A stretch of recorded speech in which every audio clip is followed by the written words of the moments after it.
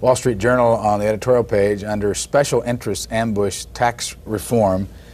John Makin of the American Enterprise Institute writes, "The key to understanding the growing resistance to tax reform lies in two phrases, quote, lower taxes, unquote, and, quote, irrespective of how they earn it, unquote.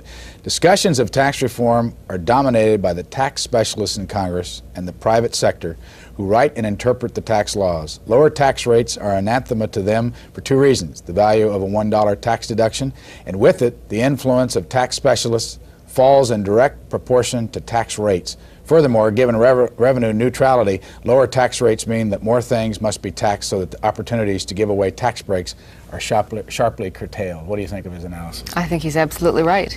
I think that a lot of the voices you hear speaking against tax reform are people who are beneficiaries of the tax code because deductions are worth more to people in higher brackets. And you see a lot of interests who would lose some of the benefits they get from the tax code simply because President Reagan's tax plan would reduce tax rates, thereby reducing the benefit of those deductions. Over the weekend, you had a couple stories in the Washington Post, and this was from yesterday. Rostenkowski vows fast action on taxes, committed to revision, legislators say. What didn't you write about this conference that if you had more time you would have? Any details that you learned about what went on out at Airlie House? I suppose the only thing that we don't really know very much about the weekend that members of the House Ways and Means Committee spent in rural Virginia is whether some of them really want to do a tax bill at all. They all stepped off their chartered bus yesterday or Sunday and talked about how they wanted to move a tax bill through their committee, and they were really serious about undertaking tax reform. But there is still a sense of uneasiness on the Ways and Means Committee. This is an enormous overhaul of the tax code that's proposed, the largest in 30 years, and some legislators still aren't sure just why they should be going about it. You write in your stories that there were 33 congressmen out there and women. Any women in that group? Yes, there's one female member of the Ways and Means Committee, Barbara Kennelly from Connecticut. Why did they go to Airlie House? How did they get there, and how long did they stay? They went because it's become an annual event for the committee to go away and huddle together in secret and talk about issues. But of course this year the retreat, as it's called, took on a much greater importance than it normally does. They didn't write a tax bill in secret, but they did air some of their feelings about tax reform, talk about the issues involved with people like John Makin from the American Enterprise Institute, and more importantly they saw that they could sit down and talk together and hash out compromises. The meeting was almost a preview of the bill writing sessions the Ways and Means Committee is going to be having when they sit down to write a bill in the next couple of weeks. Those also are probably going to be private and secret. You were not allowed to be there. That's correct. But I noticed all through your story are quotes from people like Jake Pickle, a congressman from Austin, Texas, Richard Gephardt, Democrat from Missouri, and Bill Archer, Republican of Texas. How do you talk to those people when they're out there at that meeting? Well, it depends on what time I can reach them or how I can get a hold of them or how available they are. But fortunately, even when meetings are closed, our legislative process is a very open one, and we have public officials who are willing to talk to the press. In other words, will they call you if you call them in advance and say, "I'd like to talk to you during the meeting," when they're on the record? I mean, a lot of this stuff I assume is given to you on background.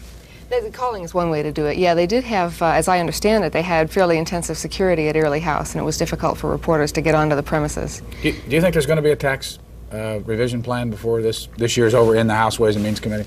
Oh, I'm certain the House Ways and Means Committee will produce something. Whether the full House will pass something this year is slightly more doubtful, and it's even more doubtful that the Senate will get to the issue this year.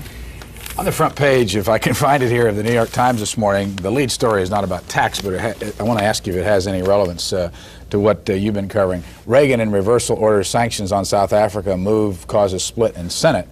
But over here, Bernard Kortzman of the New York Times, under new policy on Pretoria, an attempt to avoid diplomatic disarray, he writes, President Reagan made his decision to impose some limited sanctions against South Africa to avoid foreign policy disarray abroad and political humiliation at home, administration officials said today.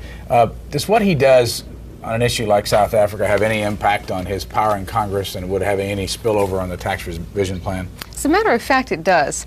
In a funny kind of way. Reagan's move on South Africa, his previous refusal to impose any kind of sanctions, and his threat to veto the congressional bill, and then his turnaround to imposing sanctions of his own, show yet again how he tends to hold out and hold out and hold out and at the last minute compromise. And I think, assuming we get to that point with a congressional tax bill, that Reagan could very well reach that point where he'll say he doesn't like something in it and continue to say that until the last minute when he'll go along with it. I think we could see that kind of performance on the tax bill. Our subject with our special guest this morning is taxes. Ann Swartzen is a tax reporter for the Washington Post. She's originally from Athens, Ohio. She has a Bachelor of Arts in Government from Cornell University, a Master's in Journalism from Ohio University, and worked in the Washington Bureau of the Dallas Morning News, 81 to 85, and the Washington Bureau of Business Week, 77 to 81. What's happened to your own personal visibility since the days you used to write for a national business weekly and then the Dallas Morning News and now the Washington Post? You notice that more people are anxious to talk to you now that you write for the Post? Yes, a lot more people return my phone calls. It's true, although I should tell you that I thought when I went to work for the Washington Post that I would have access and know the real story and know how things really are. And what I find instead is that I just get a lot more conflicting versions of the truth. Last night at Anne Arundel Community College here in the suburbs of Washington, one of the two senators from the state of Maryland, Senator Charles McMathias, had a town meeting. And we want to show you some clips from last night's meeting. Citizens getting up on their feet, telling the senator how they feel about tax reform and tax revision, and then we'll ask Ann Swartzen to respond to what she's hearing in just a moment. But there are a couple of comments that should be made. That one, America does not need tax reform. It needs tax relief. That one of the concerns in the tax reform is a concern for fairness and simplicity, and I think everyone can agree with that. It seems to me also, though, that neutrality seems to be something that is pushed, and I can't somehow square them both when we have a deficit in excess of $200 billion. I've heard comments about taxing insurance benefits. If you had a vote tomorrow, how would you stand on that? The other question is, do you know, as the tax bill is written now, what the outcome will be regarding the capital gains tax, whether or not we'll make an allowance for inflation for long-term assets held? Thank you. That's not unlike what we're hearing on the call-in programs during the last couple of weeks, and we want to ask our viewers to begin dialing at any point when they want to talk about taxes, the subject this morning. Let's try to stay to it. Ann Swartzen is not an expert on other matters during this time when she's reporting on tax for the Washington Post, and get your views on this subject and a question. And maybe you have something in your morning paper about the tax revision plan that's being discussed here in Washington. What's your reaction to what you heard from those four people? I think those are very typical comments. People, when they look at the tax reform plan, tend to seize on the provisions that they would lose because those are very visible. If for example, the plan would do away with the deductibility of state and local taxes, people see that go away and they're very worried and very frightened. What they don't know how to calculate is the offsetting benefit that they would get from lower tax rates. That's much more ephemeral and much harder to calculate, so they see themselves as losers even if they wouldn't be. You had a story in Sunday's Washington Post. Baker cites flexibility on tax plan. Panel told 3 points are not negotiable. One question that comes to mind, and you see a headline about the Treasury Secretary at this meeting at Airlie House, it used to be the Don Regan plan. He's now the Chief of Staff. Did they both agree on this plan when it was first proposed last year, and they were able to switch quite easily? And is Mr. Baker as close to this committee as, say, Donald Regan would be if he was still Treasury Secretary? Oh, it was the plan was first generated entirely in the Treasury Department. It really was Don Regan's baby. But once Jim Baker took over his job, he took on tax reform as his top priority. And of course, as you know, he made a number of modifications in the plan before it became President Reagan's version. Modifications that I think made Baker happier with the plan. The other element is that Baker does get along very well with Congress, better some say than Don Regan, and he's much more of a negotiator and much less confrontational than Regan, which may increase the chances that he can get a compromise tax bill through the Congress. How long did he stay out there at that meeting this weekend? He was there the whole time. He rode out on the bus with the Ways and Means Committee members and came back on the bus. Is that a positive thing to do? Do you gain points on something like that? Oh, I think so. I think very much so. And Baker and his deputy, Richard Darman, according to members who were there, were very attentive and spent a lot of time listening and taking notes about members' concerns, looking obviously for the soft political spots. That's something that committee members aren't going to forget. In about 4 minutes, we'll go to the phones. We're talking with Ann Swartzen, who is a tax reporter for the Washington Post, based here in Washington. And on the front page of your paper today, again, it's not the analysis is not written about taxes, but it's written about the South African decision yesterday. The lead here is limited economic sanctions imposed on South Africa. David Hoffman, one of the White House reporters, does a news analysis here on the front page. Reagan's reversal follows pattern of presidency. Yesterday, Reagan partially reversed himself and put into effect many of the same limited economic sanctions against the white minority government of South Africa that he had earlier opposed. In so doing, Reagan followed a common pattern of his presidency, holding out to the very last before retreating when threatened with certain defeat. I guess the question to you, are people beginning to discount this pattern on the part of the presidency, if you agree with that analysis, and they automatically realize that he is going to compromise on everything? I do agree with that analysis, and no, I don't think so. I think that that tactic that Reagan follows enables him to get something closer to what he wants than he would if he were perceived to be much softer or much less rigid on the issues.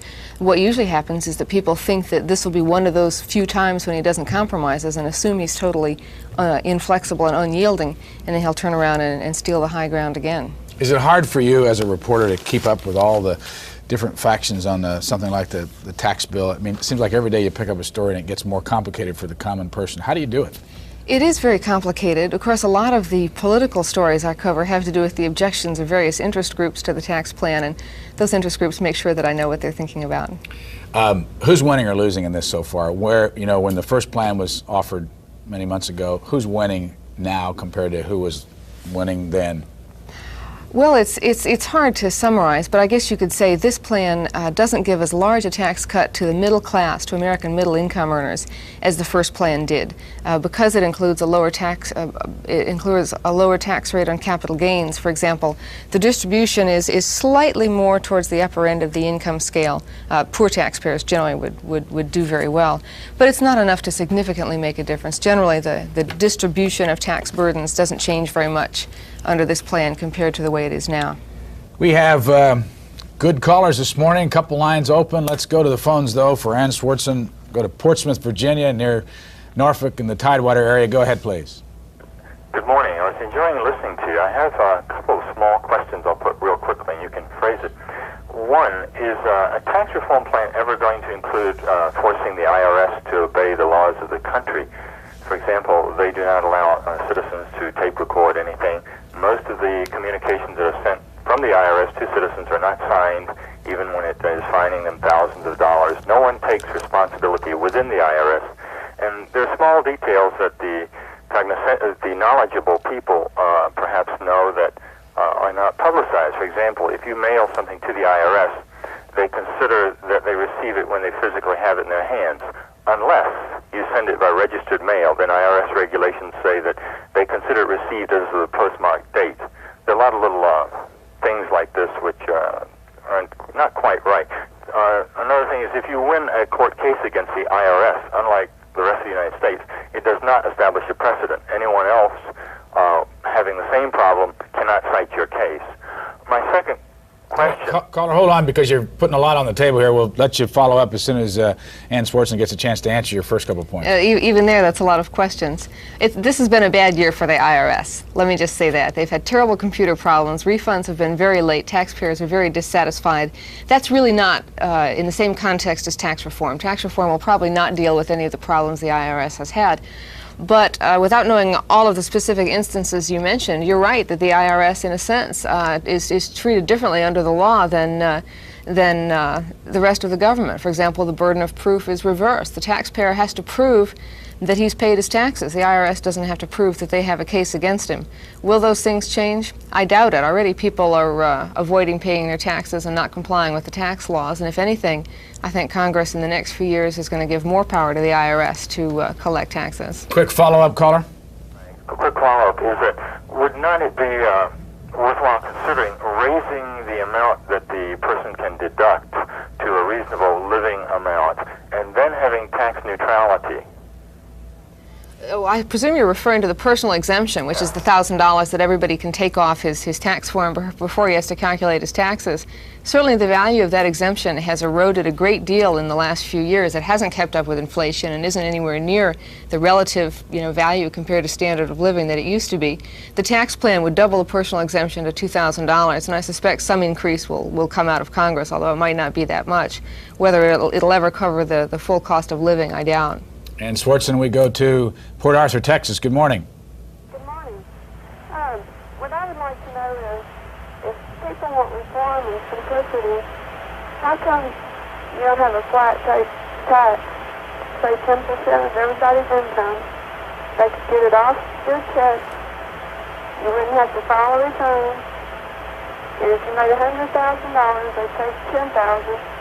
You have $90,000 to spend. Same thing if you made 10, they take $1,000. You wouldn't have to file a return, and you could substantially decrease IRS employees, and thus decrease the federal spending on it.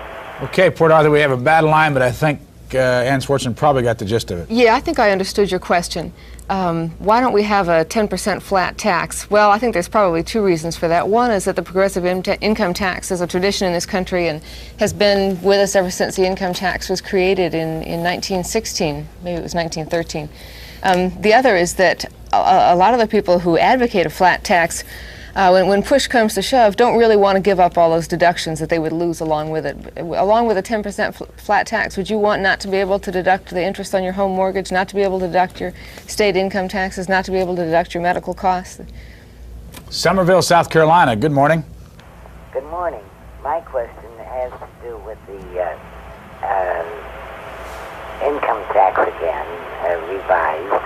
And since I'm one of the older generation, I've already retired, and I'm already over 65. My husband is going to retire, or hope to, next year. And we've been saving every penny we can to get money to go along with Social Security to help us in our retirement. We're losing, well, I'm already getting my $2,000 deduction. My husband will get his in a couple of years. If now we're losing that, we're losing everything. We're not gaining from this at all. And this goes for all the older people, the blind, and all of those who got the double deduction. There is no double deduction anymore, and I can't see how the older people gain at all. Okay, thank you, Somerville. I presume you're talking about the double personal exemption for the elderly. People who are over 65 can take $2,000 off instead of $1,000. And it's true that the Reagan plan would do away with that, but they would have an expanded tax credit for elderly who are poor, who don't make a lot of money. I don't know anything about your situation, but what the administration contends about that is that there's no reason just to give people who are over 65 a greater tax break simply because of their age, that only the people who are less well off should be able to take advantage of that tax break. And that, again, I don't know your situation, but have you considered what the effect of lower tax rates would be on your situation? And Swartzen, we go to Montrose, Colorado. Good morning. Good morning, Brian. There's two things that I have my paper here. If you want to ask anything about it, Is there anything in there on tax revision? What's that? Are there any stories on tax revision? There's none at all on the front page. We just have a water issue thing on the front page. Slope unity on water issues urged. Do you have a question for Ms. Swartzen on taxes? I sure do. I think there's two things that are appalling. I read Jack Anderson's column where 28 of our largest companies not only don't pay taxes, but they make the government pay them money with interest, refunds with interest. I think that's really appalling, and I can't imagine our congressmen being so out of touch to think that we Americans don't want tax reform. I just can't believe it when I hear a congressman like Tip O'Neill say that we don't want tax reform out here. I only make $1,200 a month, and yet all the things have been taken away from the poor. And if you can believe the Grace Commission's findings, 90% of the tax is paid by the poor, and that's where he claims it has to come from. Any tax increase has to come from. Okay, let's leave it at that and ask Ann Swartzen whether or not she has any idea why they would go through all this trouble and difficulty for a revenue-neutral tax revision plan. Well, the first question was about corporations that don't pay taxes, and I can just briefly say it's absolutely true. There are several hundred corporations that at one point or another in the last 3 years haven't paid taxes.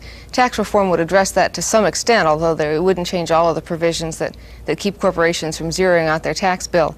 The question of why we're going about this is a really good one, and I've been asking a lot of people myself that lately, and their response is essentially that the tax code as it is can't keep going on. We have bigger and bigger chunks of income in this country that aren't taxed. We have more and more disparities where people who make the same income pay vastly different taxes. We have people whose decisions, daily economic decisions, are distorted by tax factors to a greater and greater degree. For example, whether you're going to buy a second home, and whether you can depreciate it, and how you have to declare the rent. More and more people getting into tax shelters. It's not so much that we need tax reform to put people in a better situation, but that we need it because we can't keep going the direction we're heading. The front page of this morning's USA Today is a story about the president and the White House, a little different vein. Tonight there's a state dinner for the president of Portugal, and right here you see some familiar faces. This whole feature story talks about 116 guests come out to honor the Danish Prime Minister. I read a quote earlier from a dinner that where the Portuguese president attended. But this goes into great detail about who's going to attend tonight, including Dan Rather and Christine Ferrer, and also here's the chef in the White House. You ever attended a state dinner, Ann Swartzen? I won't be there. Let's go to the phones. Last call for this segment. We'll be back after a quick break, but we go to Houston, Texas next. Go ahead, please. Well, good morning. My name is Warren. And here in Houston, it says Congress gains the initiative on the president's so-called taking the high road. Whose story is that? Beg your pardon? Whose story is that?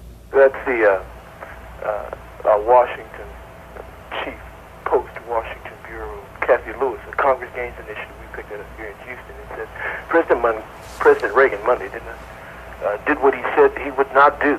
He imposed economic sanctions against South Africa. The shift in Reagan administration foreign policy was a response to the realities of congressional pressure and to growing impatience with the government of South Africa. But what I really wanted to ask Ms. Swanson about was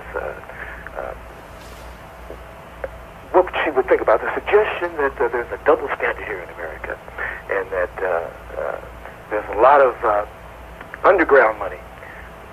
We talk about drug money here and illegal monies there, but I think it's a lot of underground monies generated from, just as the other caller said, corporate rip-offs of the American people.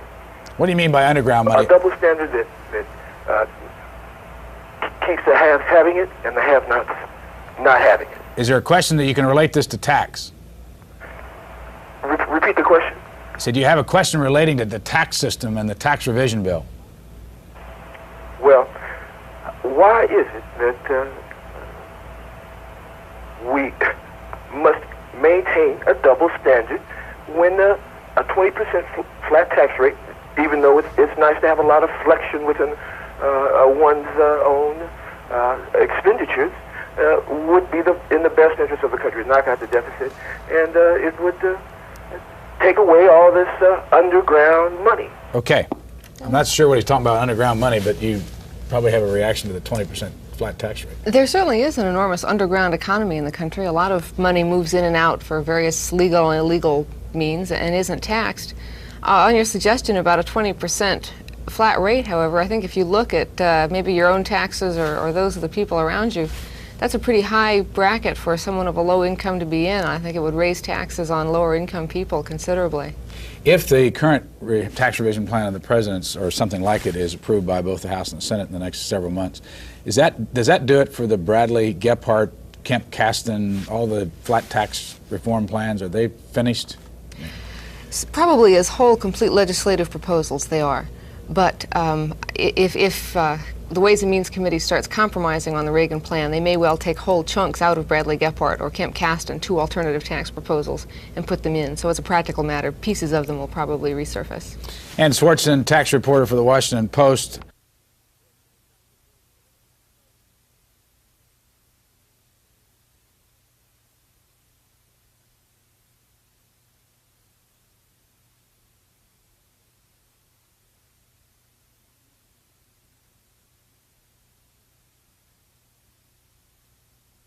Post, at the very end, the last paragraph, you wrote, during summer hearings held by Ways and Means, it became clear that a committee compromise would emerge on deductibility of state and local taxes, and that the Reagan proposal to repeal the deduction for all income, property, and sales tax would not be adopted. Got any idea what they're going to do with that? They have all kinds of compromise proposals on that issue. As you can imagine, it's incredibly complicated and incredibly controversial. Nothing gets state and local officials especially more excited than the idea that the taxes that they base their financial structures on would no longer be deductible. They're considering letting people deduct part of their state and local taxes, or letting people deduct certain taxes, such as just property taxes, just income taxes, just sales taxes. There's all kinds of, turning them into a credit. There's all kinds of ideas, and it's really not clear at all where they're going to come out. The only thing we know for sure is that there is going to be some kind of compromise, that it won't be an all or nothing type thing. On the front page of the Washington Times, the lead story here is about South Africa. We get a good tight shot on this color photograph by Kevin Gilbert. One of the things you may not notice at first is that the reporters who are allowed in, the written reporters, are all women. And there's a note, and I don't have it in front of me, I'll get it in just a second, from the Washington Times, but they brought in chairs for them to sit down on this particular thing. Have you ever covered the White House? Not regularly, no. Some may recognize Helen Thomas here. The president had a major operation, and it came right in the middle of all this tax revision plan and all that. Have you noticed in the calls coming into you, those people lobbying you for coverage and whatnot, that people have changed their mind at all about his position and the way, since this operation, has he lost any power that you know of in this whole process?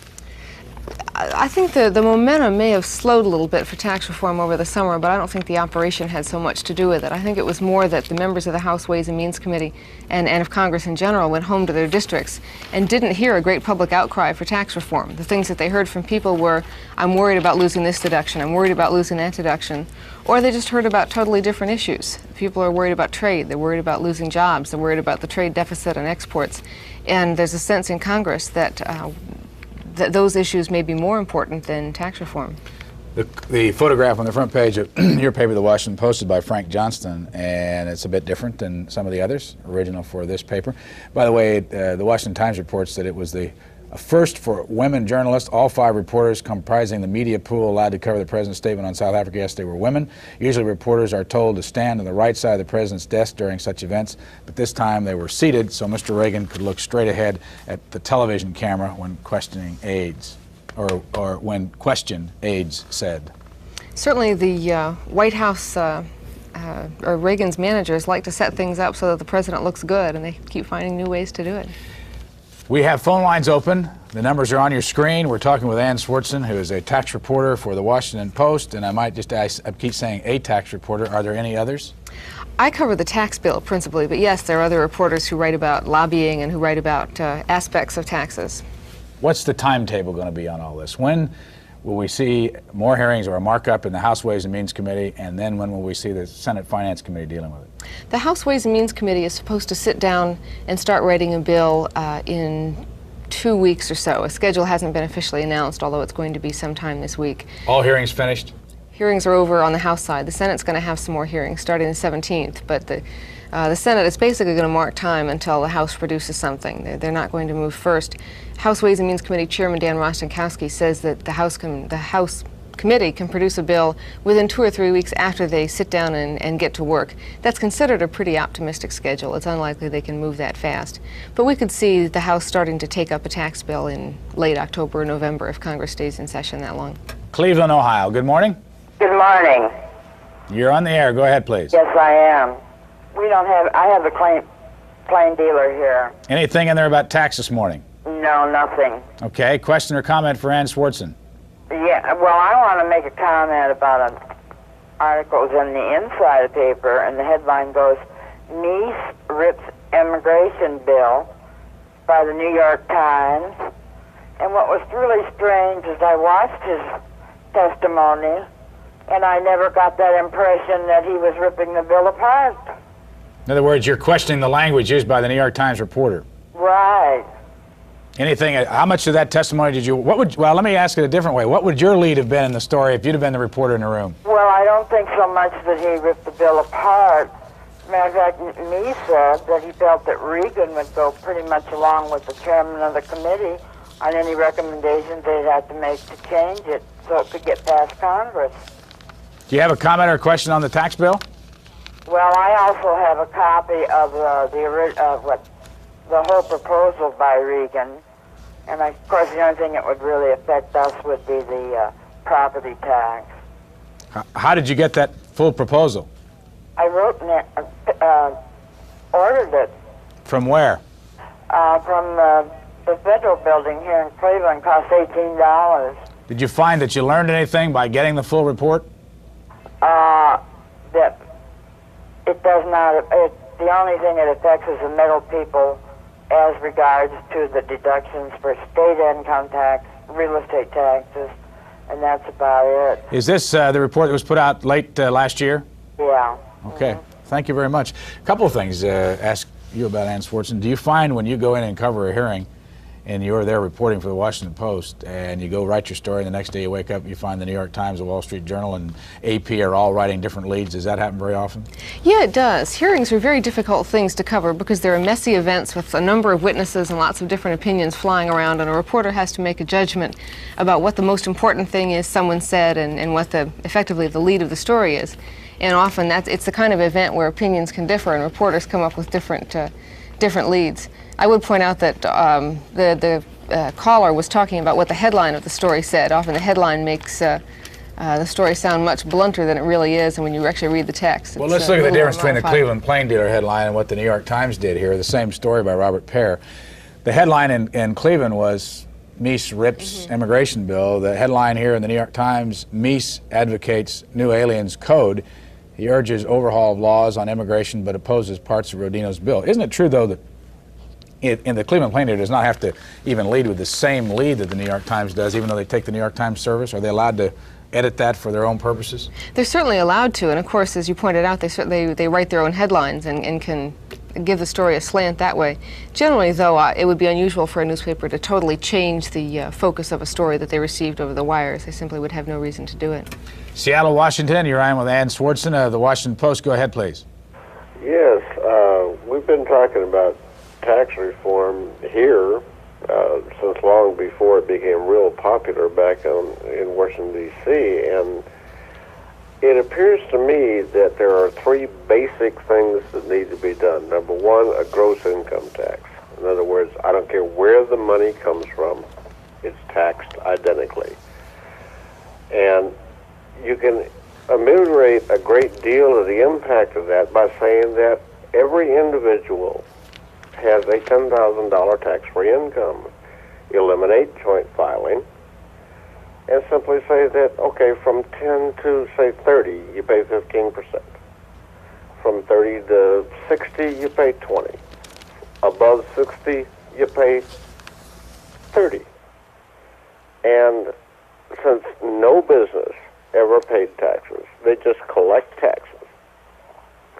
The only way you tax income tax, federally income tax, any business or corporation is on undispersed profits, and then tax them identically to what individually would be taxed.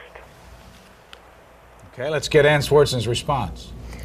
That's a simplified tax proposal, all right, and certainly a lot of ideas like that have floated around. It's not a bad idea.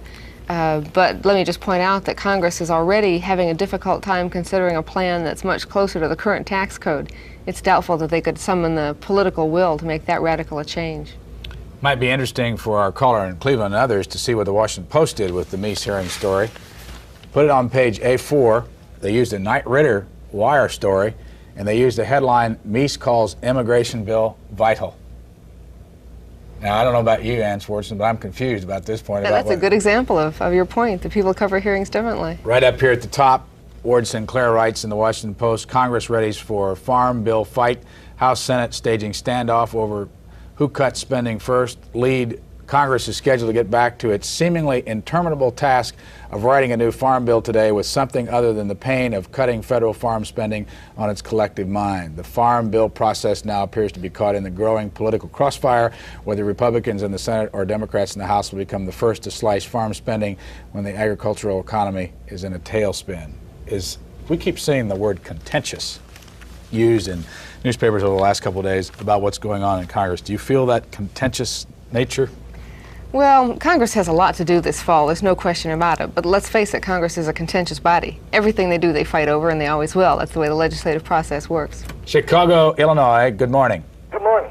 What do you have in the Chicago Sun-Times about the tax revision plan? Anything? Unfortunately, there's nothing about taxes in there today. But the only thing they have in there is our local information on our government issues. How about a question for Ann Swartzen or a comment on taxes? Yeah, I just don't understand how any type of reform is going to help our budget deficit. I can't see anything but a tax increase as the only way to cut that deficit. Tax reform, again, only the so-called poor will suffer by it. Okay, hold it right there just a second. Let me ask our guest whether or not she agrees with you. We're going to need a tax increase to get rid of the deficit? We probably will need a tax increase. How tax reform gets mixed up with that is not exactly clear. Someone said to me yesterday, the shame of it is that we didn't have a major tax increase 2 years ago, so that we'd have less of a deficit problem and would have a larger revenue base on which to base reform. I would disagree with one point of yours. As far as I can tell, all of the major tax reform proposals would reduce the tax burden on the poor, not increase it. Follow up? Well, that may be true, but if you're poor, any taxation isn't going to hurt. It doesn't affect them in the first place. They don't pay any taxes. They don't even make enough money to qualify to pay taxes. But what does happen is the programs suffer. They cut from one program. Let's take the VA program. They'll cut that. They want to cut Social Security. They want to take property taxes away as a deduction. These affect the poor. Okay, Chicago, thank you very much. I would like to respond to that. I'm not sure that property tax deductions really affect the poor. As a matter of fact, I'm not sure Social Security and VA do as much as other programs.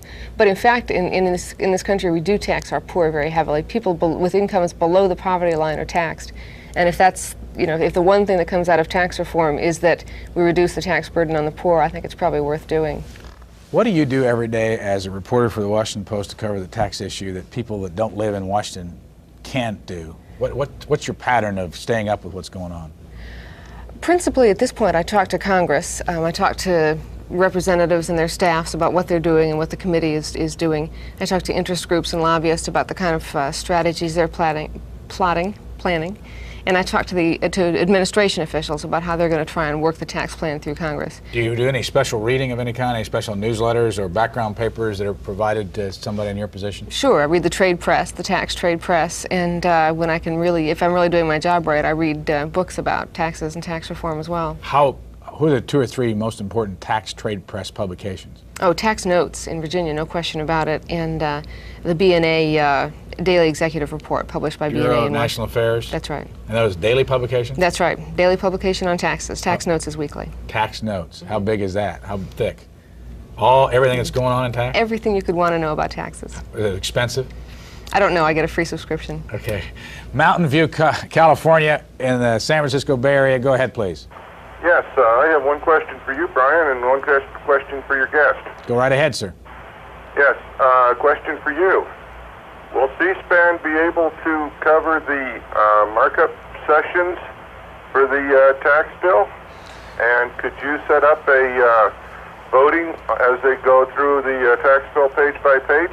Well, it's a good question, and I'm not sure. First of all, I'll ask Ann Swartzen whether or not those are open. No. At least we don't know for sure. They haven't announced it, but in all likelihood, those markups will be closed. Is there any way that you could force them open? I don't think so. House committees have the right to close with I think it's a unanimous vote by the members.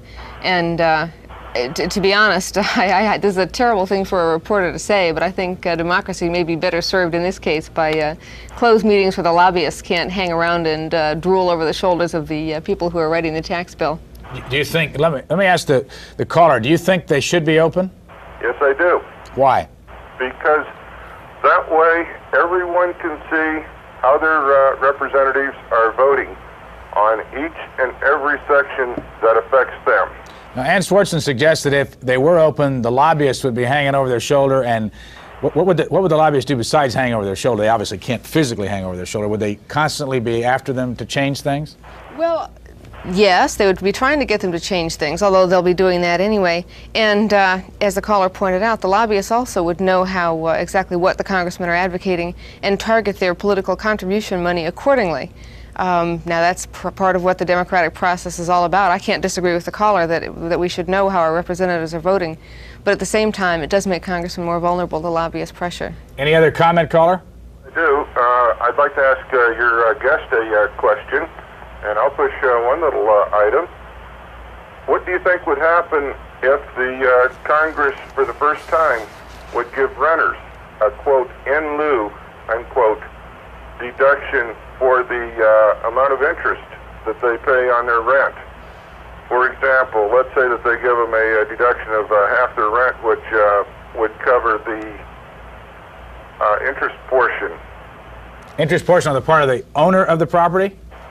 Well, the interest portion as compared with what a homeowner gets to deduct on theirs. Ann Swartzen? Well, I suppose it would make renting economically more similar to owning a home, although, of course, it's already cheaper. But that's, I would contend that that's not very likely to happen, since it would cost the Treasury an enormous amount of revenue and raise the federal deficit anyway. We're talking about taxes with our special guest this morning, Washington Post tax reporter Ann Swartzen. We've got about 15 minutes to go. We're going early today to a hearing, if it starts on time, at 9:30 East Coast time, and it's for the Labor Human Resources Committee in the Senate. In the chair, Senator Don Nickles of Oklahoma. We go to Stanfield, Connecticut. Good morning. Good morning. Go right ahead, sir. Yes, my question is to Ms. Swartzen. The administration's tax reform unfairly discriminates against the small private forest owner. We will not be able to expense our taxes, interest, and daily operating costs, such as leasing equipment, planting, clearing, etc. But we will be required to capitalize these costs when we market our trees in 30 to 50 years. As you know, growing trees is a risky, volatile affair. We have to contend with insects, fire, vandalism, Canadian competition. How does the administration justify treating small forest owners so unfairly compared to gas and oil interests who are not so directed in the revised tax plan? Thank you, Stanfield, Connecticut. The idea of the tax plan is to tax everyone the same, and the administration contends that its proposed changes in timber would make timber tax treatment more like that of other businesses. In the case of oil, they did make a special exception. They said for national security reasons we need to assure that we have an oil industry. Whether that's justified or not, you can certainly raise open to question, but I would point out that the chairman of the Senate Finance Committee is Senator Bob Packwood from Oregon, a big timber state. So if I were in the timber business, I wouldn't worry too much about how I'd come out of the tax bill. Our live coverage of the Radio Television News Directors Association Convention in Nashville at Opryland's Hotel will start on Wednesday, Thursday, Friday, and Saturday. And on Sunday, we do our third anniversary coverage of the USA Today from their Roslyn headquarters over here in Virginia. And one thing you might be interested in when you do call periodically on this program, you can get some results. Some of you may remember, and we started to show you a little bit of this yesterday, and we had the wrong clip up. John Quinn, the editor of this newspaper, was here on August the 12th. We had a call from Scottsdale, Arizona, from a gentleman who suggested that the coin machine in which the USA Today was sitting on the street was in the way of some kids and their bicycles, and Mr. Quinn said he'd see what he could do about it. We asked if they would get us a video clip of that when they did move it, and here for your either amusement or interest is about a 1-minute clip of John Quinn getting the call from Scottsdale and some tape later on showing the removal of that vending machine to someplace else. Let's take a look at it. We'll be right back with Ann Swartzen. I like the paper, sir, and I like the style of your vending machine. But there's one machine in my neighborhood that is put in on a fairly busy street, and it takes up about half the sidewalk. And my concern is that a child riding a bicycle, when he comes around this corner, it's like threading the needle. And if he misses that needle, he'll go off a curb into a fairly busy street. Where is it located? That's on McKellips Road, just west of Scottsdale. How do you spell McKellips? McKellips. Okay. We'll pass that on. Thank you. Thank you very much. Sometimes you can get action. Andover, Massachusetts, for Ann Swartzen of the Washington Post. We're talking about taxes. Go ahead, please. Yes, I'm getting tired of listening about this tax reform, which actually only helps people in the high tax bracket like Mr. Reagan, and really I go along with the reducing the taxes on the low income and the poor, but if Reagan would not have reduced taxes back in '81 for the wealthy and people in his tax bracket, he seems to be taking care of himself and people in his bracket. We wouldn't have this big deficit that we have now. I'd like your comments on that. Thank you. President Reagan would get a big tax cut from his own tax plan. I think the figure is something like 19%.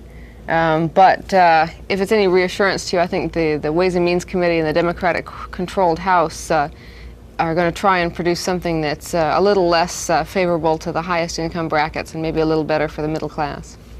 We have a call from Mesa, Arizona. Go ahead, please. Hello. I own a small business, and I'm kind of wondering why our government that is, you know, we the people, doesn't come to us in the time they spend fighting within, spend some time to go to the people they represent to see what they would like to do with their taxes.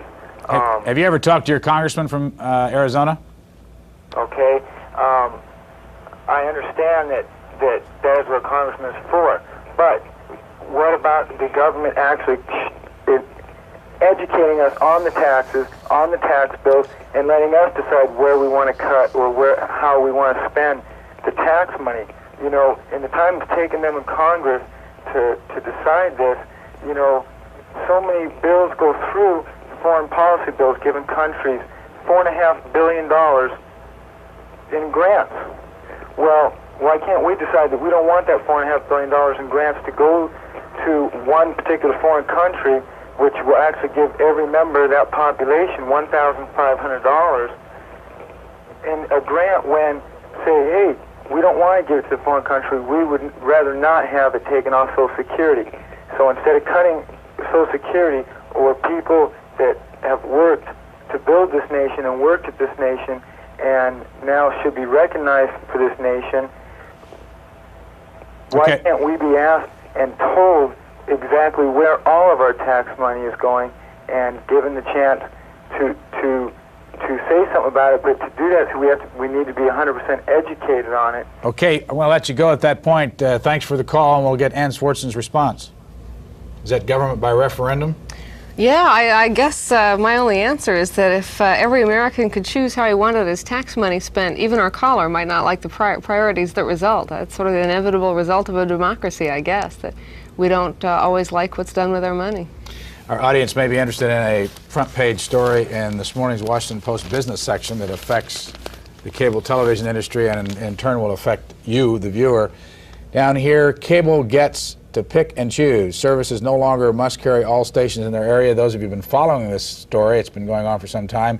It's a result of the U.S. Court of Appeals decision here in the district to allow cable television systems to carry what they want to. They no longer have to carry the local television stations, all local television stations. They can make a choice. And as this process continues to develop, this decision was yesterday by Chief Justice Berger not to stay the ruling in the U.S. Court of Appeals. That means there's one more stop, and that is a September 18th filing by the National Association of Broadcasters before the Supreme Court, and to try to get this overturned. If the court decides to take up the issue, there'll be some time left before a decision is made. If they decide not to, then the cable television systems can drop anything they want to and carry anything they want to. And we'll talk more about that, and that's a very controversial decision. There are both sides to a story there. Sherwood, Minnesota, go ahead, please. You're next with our special guest this morning, Ann Swartzen. Go ahead. Thank you very much. In studying some of the measures proposed by the current tax reform movement, when one looks at the history of many of these exemptions, which people call loopholes, they were created by the government to funnel money into certain activities that allowed the government to get certain tasks performed without direct action on their part. Over the years, tax-free local and state bonds, for example, have been used to build the roads and sewers and so forth in our system. And, for example, they have talked about the impact on housing. Many of the housing loopholes for building multi-unit housing were put in during the Eisenhower administration and have provided the country with a great deal of affordable housing for lower and moderate income people. As these are cut, it has been predicted by many on both sides that rents would eventually go up. Now, how is this going to help the lower income people if they experience a rather small cut, for example, in their income tax, only to have their rents go up? One has to measure, for example, the pervasive nature of our tax system and the impact that it has in almost everything we buy and work for in this country. Okay, thank you. We're running out of time, Ann Swartzen. That's a very good question. You've hit on a contradiction in the tax plan. The administration says rather than provide these breaks for low-income housing, which often go to the developers of that housing, these needs should be taken care of by direct spending. But they haven't proposed any direct spending to take care of their needs. So I think that's a very good point. Ann Swartzen is originally from Athens, Ohio, as we said earlier, has a Bachelor of Arts from Cornell University, a Master's in Journalism from Ohio University, and we have time for one more call at least. Torrington, Connecticut, go ahead, please. Yes, good morning. I have a few comments I'd like to make on tax reform. Go right ahead. And see what your response is. First of all, my concern is the idea that you can take credit for your interest, your mortgage on your principal residence, but not on a second home, a summer cottage or whatever. To me, that's ridiculous because all one would have to do is to take a mortgage out on their principal residence and pay cash for the second home. So I think it would only help the upper middle class or the affluent people. Not all of us can afford a second home to begin with. Second point? And my second point is I really don't believe in deductions for any type of sales tax or property tax, and certainly not for states that have local income tax. I don't believe that people in states that don't have an income tax should have to subsidize the states that do. Okay, we're going to leave it at that because the hearing looks like it's about to get started. Ann Swartzen, what's your reaction?